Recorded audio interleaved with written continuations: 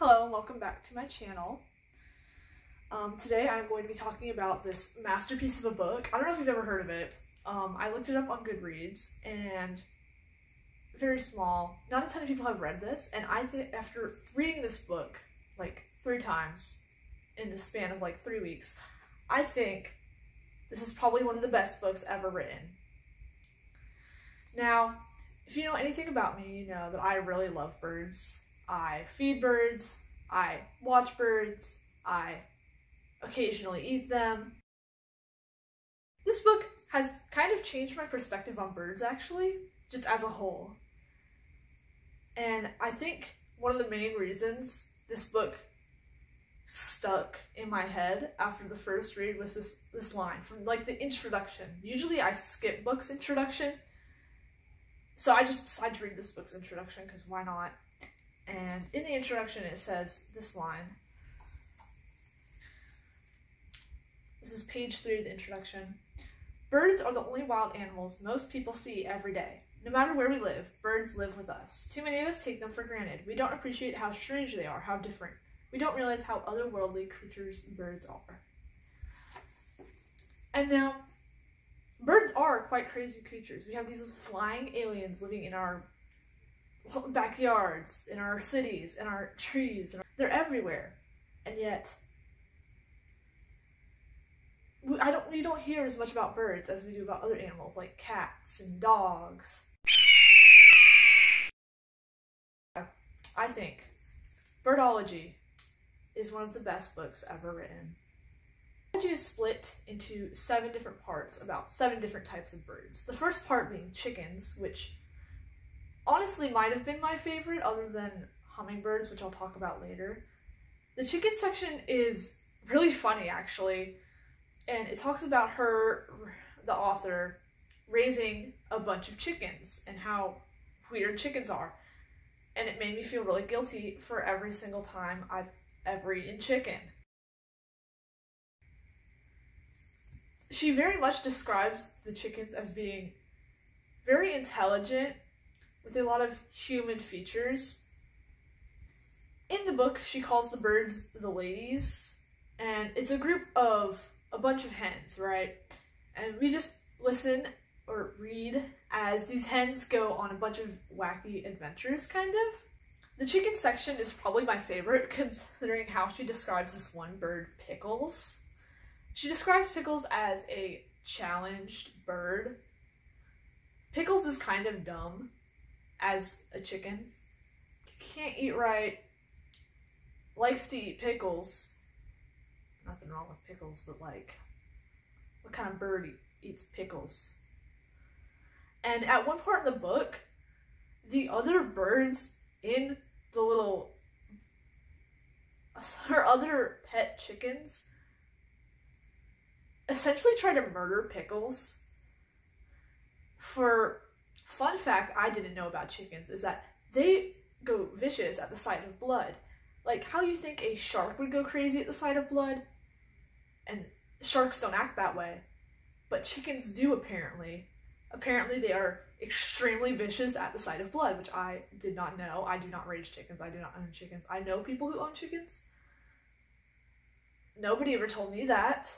The second part of the book after chickens is about cassowaries. Another animal I did not know much about.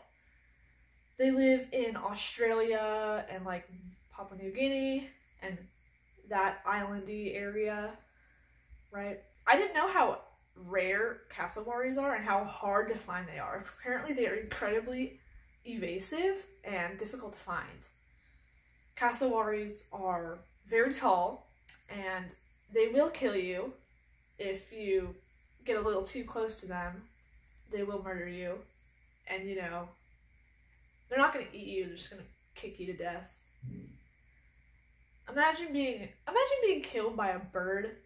Not even just by a bird, but like by a bird's toenail. Like, lamest death ever. The next part of the book is the hummingbird part. The hummingbird part probably shocked me the most, to be honest. I didn't know how incredibly fragile hummingbirds were. I mean, I knew they were kind of fragile considering they're very small, very tiny, and they fly around like crazy. I assume if they're going at that speed and they hit something, yeah, they might be dead. However, in the book, the author meets with this lady who's basically helping to rehabilitate baby hummingbirds, right? And these baby hummingbirds are the most fragile, tiny little... I don't think I could ever keep any of them alive.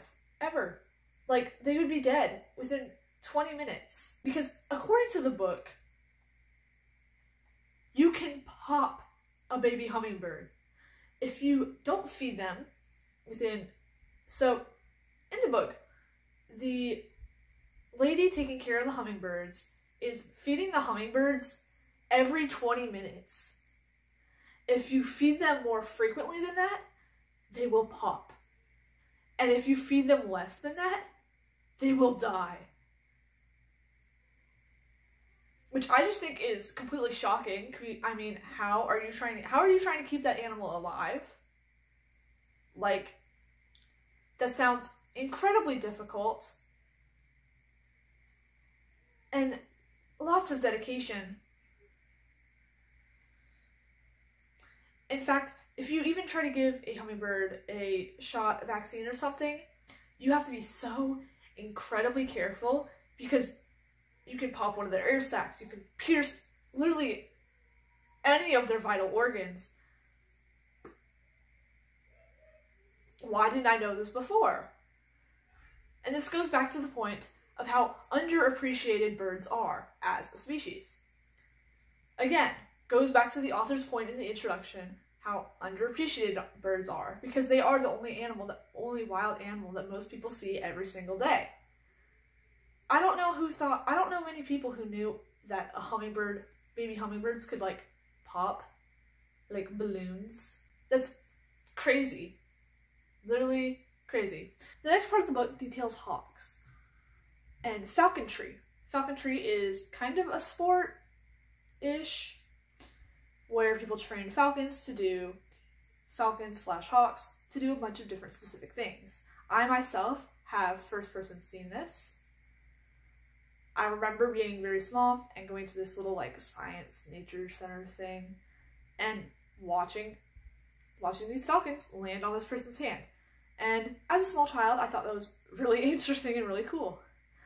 And again, goes back to the author's point of birds are everywhere and aren't always praised for being everywhere, you know? Honestly though, in my opinion, the hawk section was probably the most skippable of the book. Still an amazing book, just the hawk section was a little bit boring in my opinion. The next part of the book was about parrots. Parrots are also... I don't know how many people see parrots every day now. I know they used to be a lot more popular to have as a pet, probably before the 2010s. But however, most people have still probably seen footage of parrots singing or playing or screaming. Lots of parrots screaming. And parrots are also very interesting as birds because there are so many types of parrots.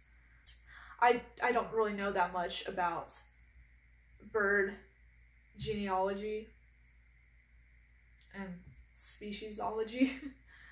I don't really know that much about different types of parrot birds.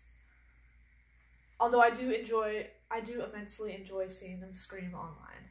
The last and final part of the book is about crows. And each little like part about a bird also has a little subtext or whatever. And the final part, just like, for example, the first part about the chickens is called Birds Are Individuals. The ones about cassowars are called Birds Are Dinosaurs. The ones about hummingbirds is called Birds Are Made of Air. The one about hawks is called Birds Are Fierce. The one about pigeons, it says Birds Find Their Way Home. Parrots, Birds Can Talk. And crows, Birds Are Everywhere.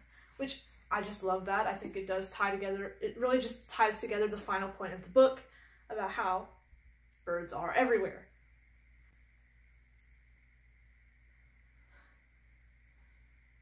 and I thought the critter section was neat, just detailing how intelligent they are. Now, the final part of this book that I really want to talk about is the title, Birdology. Now, if you're a nerd, you know that the proper title for a bird specialist is an ornithologist. However, not everybody has a fancy degree in birds. So, the author kind of came up with the word.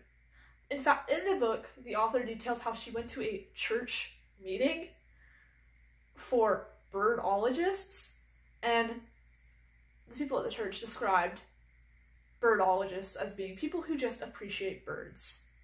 They don't actually have a degree or anything. They just appreciate the birds themselves, which, relatable. I appreciate birds. Am I a birdologist? Maybe. Is the author a birdologist? According to her, yes. There's not really any real criteria to be a birdologist or to participate in birdology other than the fact that you just need to really like birds. Now, to share my personal experience with birds, I have had a lot of experience with birds. Because like the author said, birds are everywhere. They're in the sky, they're in trees, they occasionally break into buildings. So as the author details in the story, birds are smart. They have their own individual personalities. They're rare, they're evasive, yet they're so common at the same time. Now, I know that I myself will probably never see a cassowary. However, I can still be fascinated with cassowaries from a distance. Just like how most of the time we are fascinated with birds from a distance. Because, again, they fly away. I myself have had personal experience with ducks a lot, actually.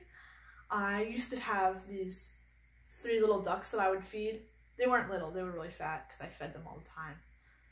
And I remember having a really personal connection with these birds.